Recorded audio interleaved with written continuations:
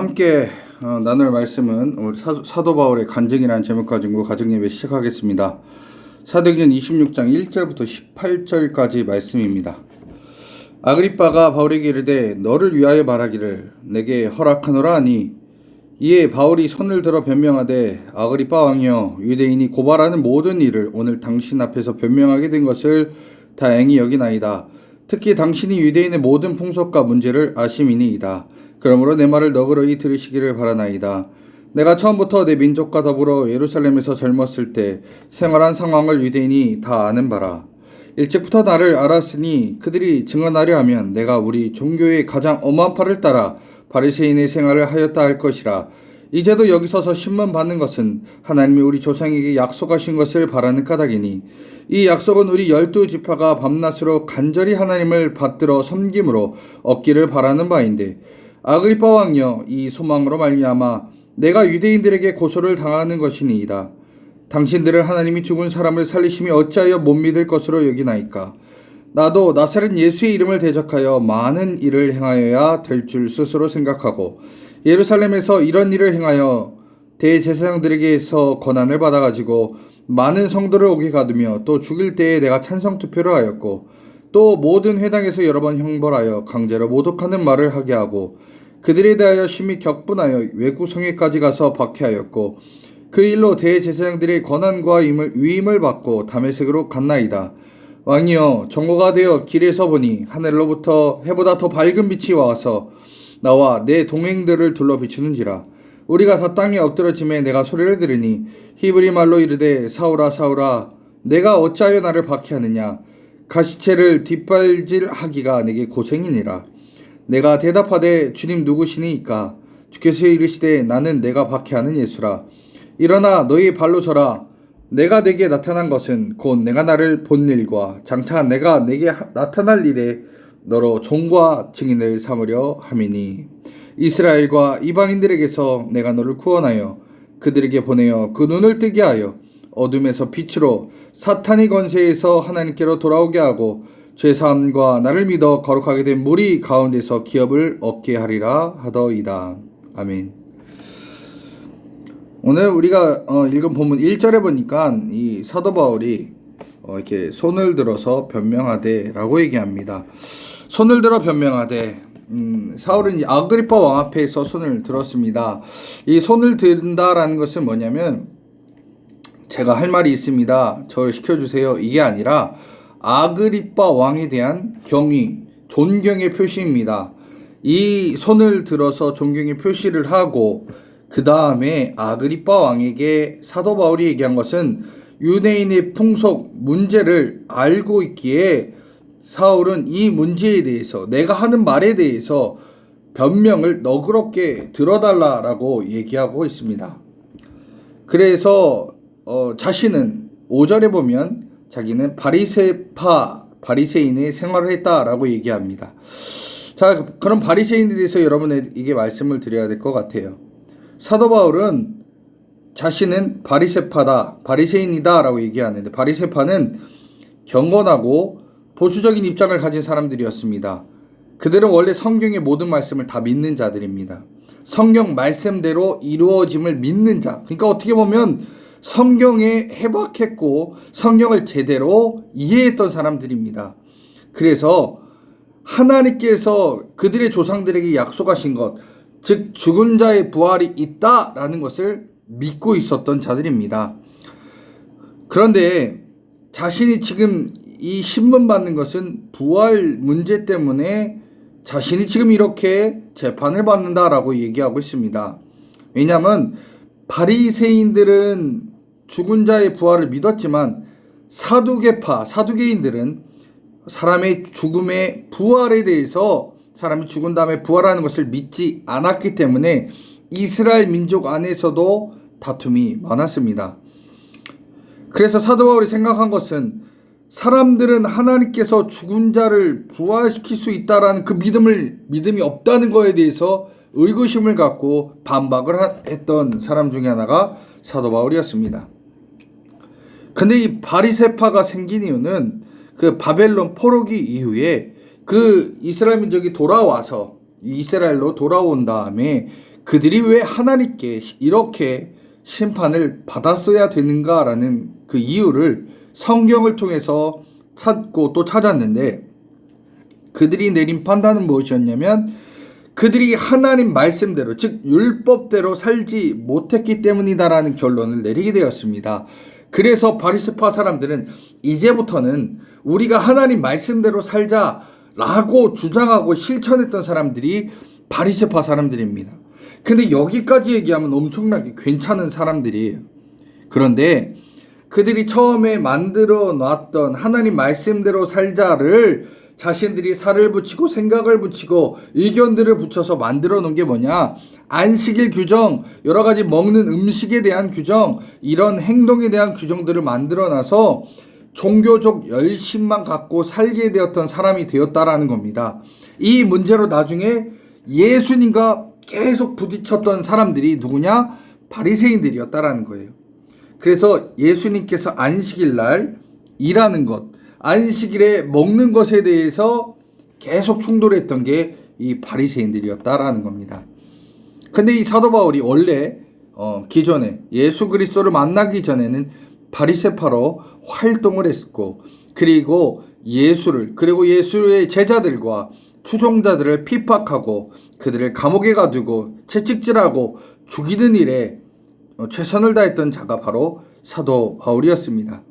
그는 각 회당에 가서 여러 사람들에게 벌을 주었고 또 강제로 모독하게도 했고, 그 다음에 예수 믿는 사람들을 죽이고 핍박하는 일을 최선을 다했던 자가 바로 사도 바울이었다라는 겁니다.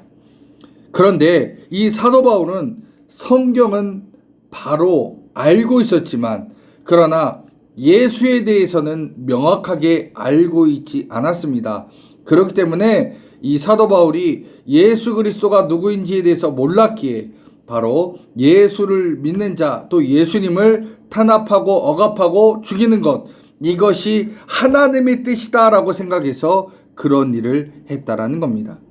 그렇기 때문에 우리가 구약 성경도 잘 알아야 되지만 신약 성경이 바로 하나님께서 우리에게 메시지를 전달한 그 성경, 제대로 알아야 되는 이유가 바로 여기에 있다라는 겁니다.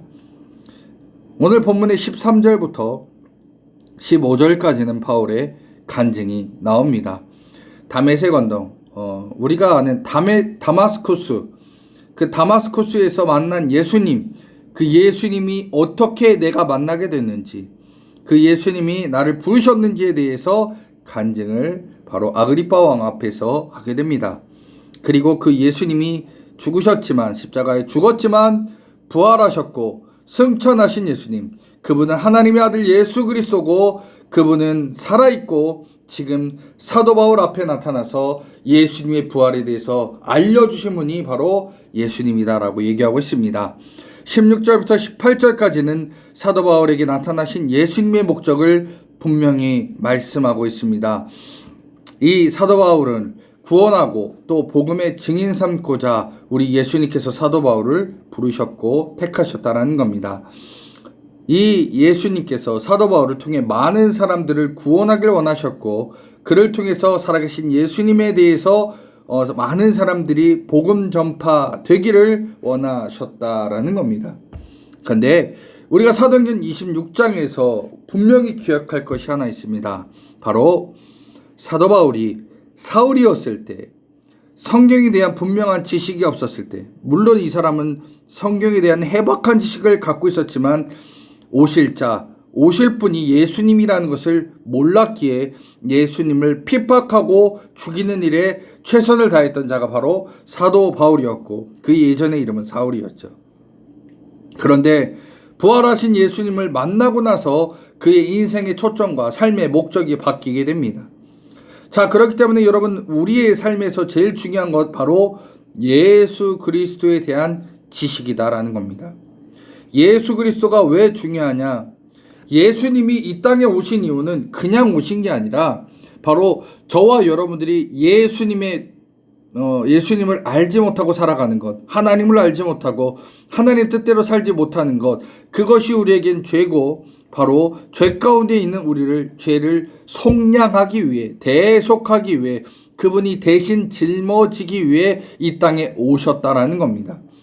그래서 예수님께서 대신 피 흘려서 죽음으로 말미암아 대속을 이루셨다. 그런데 문제는 믿는 내가 예수님께서 내 모든 죄와 죄값을 가지고 십자가에서 죽으셨다라는 것을 믿어야 대속이 있다라는 겁니다. 속량이 따라오는 거고, 대속 받은 자에게는 구원이 있고, 구원받은 사람은 바로 주님께서 나중에 영의 부활도 허락하신다라는 겁니다.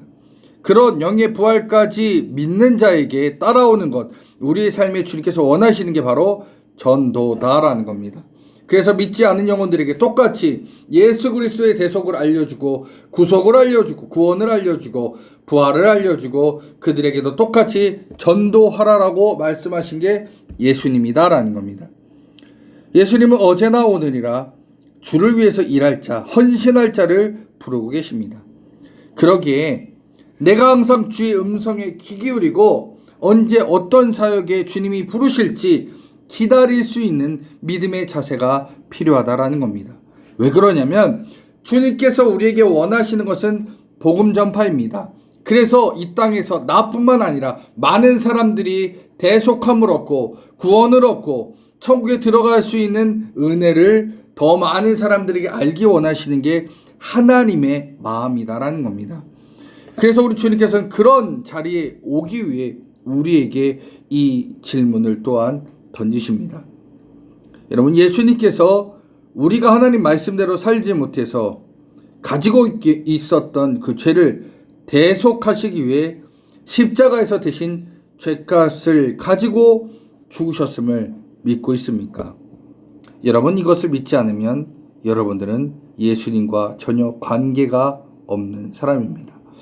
자, 예수님께서 대속물로 내가 원래 죽어야 되지만 대신 속량해서 죽으셨기에 나는 이제 죄에 매여 있는 자가 아니라 죄 없는 자로 하나님께서 인정해 주심을 믿고 있습니까? 여러분, 이제 예수님이 나의 모든 죄와 죄값을 가지고 십자가에 죽으셨습니다. 내가 갖고 있던 예수 믿지 않았었던 나의 삶, 내 입술로 지은 죄, 내가 하나님 말씀대로 살지 않았던 모든 것들을 주님께서 대신 짊어지시고 죽었기에 내가 당해야 될 저주와 죄값은 이미 사라졌다라는 겁니다. 그래서 이제는 하나님께서 그 믿는 자는 하나님의 자녀로 인정해 주시고 죄 없는 자로 여겨주시고 의인으로 여겨주신다는 겁니다.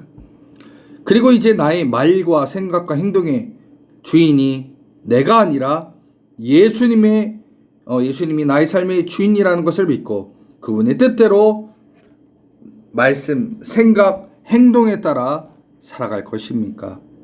여러분, 이제는 내가 원래 죽어야 되지만 나를 속량해 주시고 살려주신 예수 그리스도의 은혜로 이제는 저와 하나님 사이에는, 이제는 저와 주님 사이에는 이제는 그분이 나의 주님이고 나의 아버지가 되십니다. 그러니까 내가 그분 뜻대로 살기로 내가 고백했다면 내 삶에서 내 시간도, 내 물질도, 내 건강도, 내 능력도 하나님의 뜻대로 내가 쓰겠습니다라고 고백할 수 있어야 된다는 겁니다.